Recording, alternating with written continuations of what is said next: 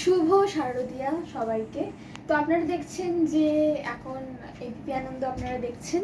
তো আজকে আমরা জানি যে আজকে আমাদের অষ্টমী এবং সকালবেলা আমাদের প্রচুর অনেক জায়গাতে আমরা দেখেওছি যে অনেক জায়গাতে কিভাবে এরকম অঞ্জলি দেওয়া হয়েছে এবং প্রসাদ খাওয়ানো হয়েছে। তো এখন আমাদের সন্ধ্যা হয়ে গেছে এবং এখন আমাদের কি একটা প্যান্ডেলগুলো এবং প্রতিমা দর্শনের কিন্তু পরিক্রমাতে সবাই বেরিয়ে পড়েছে। তো এখন আমরা যে ক্লাবে আছি ওটা হচ্ছে বিপ্লবী ক্লাব এবং এখানে আপনারা দেখতেই পাচ্ছেন যে কতটা লোকারণ্য হয়ে গেছে। তো আপনারা বুঝতেই পারছেন যে এখানকার কিছু একটা স্পেশালিটি আছে যার জন্য সব স্পেকটেটার্সরা খুব পছন্দ করছে এই জায়গাটাকে এবং তাদের কি ভালো লেগেছে, কোনটা ভালো লেগেছে, কোনটা ভালো লাগেনি, আগের তুলনায় কেমন হয়েছে, এইসব ব্যাপারে আমরা এখন ডিসকাশন করব। তো আমাদের সাথে এখানে একজন আছেন স্পেকটেটার্স, যিনি আমাদের বিপ্লবী ক্লাবেই এখন ঘোরাফেরা করছিলেন এতক্ষণ ধরে। তিনি ব্যান্ডেলকেও দর্শন করে এসছেন, প্রতিমা দর্শন করে এসছেন এবং তাকেই আমরা জিজ্ঞাসা করব যে তার এক্সপিরিয়েন্সটা কেমন হয়েছে। তো আমাদের সাথে এখন তিনি পৌঁছে গেছেন, তো তাকে আমরা ডেকে নিচ্ছি। তার নাম, আপনার নাম কি? আমার নাম অঙ্কুশ পাল। তো আপনি কোথা থেকে আসছেন?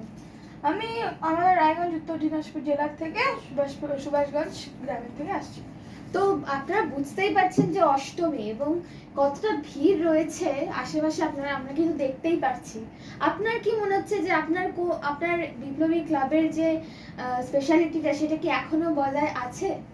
হ্যাঁ, আমার মতামতে জিনিসটা বজিয়ে আছে যে মানে বিপ্লবী ক্লাব আগের থেকে এবার প্রতিবার অল্প অল্প ইমপ্রুভ করে, নিজের প্যান্ডেলগুলো বানাতে, নিজের প্রতিভাগুলো দেখাতে।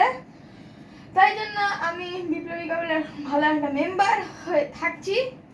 আমার বিপ্লবী ক্লাব খুবই ভালো লাগে। আচ্ছা, তো জানা গেল যে আপনার খুবই ভালো লেগেছে। তো আপনার এই সপ্তাহে এই যে আমাদের যে এখন হচ্ছে জিনিসটা, যে আমাদের এই পরিক্রমাটা চলছে, তো এই পরিক্রমার মধ্যে আপনার কোনটা বেশি ভালো লেগেছে, প্যান্ডেলটা নাকি প্রতিমাটা? তো আপনাদের সত্যি কথা বলতে আমার দুটোই ভালো লেগেছে।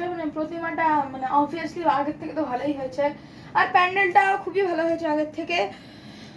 তারপরে আর কি, আজকে অবশ্য অষ্টমী আছে, যে আমাদের এখানে প্রসাদ খাওয়ানো হবে, অনেক কিছু আছে। এটা আপনারা থাকলে আসতে পারেন।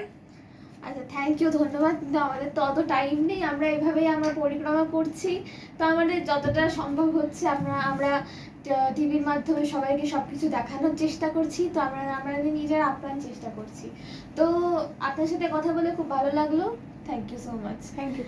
তো আপনারা বুঝতেই পারছেন যে এখন কীরকম অবস্থা রয়েছে বিপ্লবী ক্লাবের এবং কতটা ডিমান্ড রয়েছে, যে এখানে আসার কতটা একটা ডিমান্ড রয়েছে আমরা কিন্তু বুঝতেই পারছি।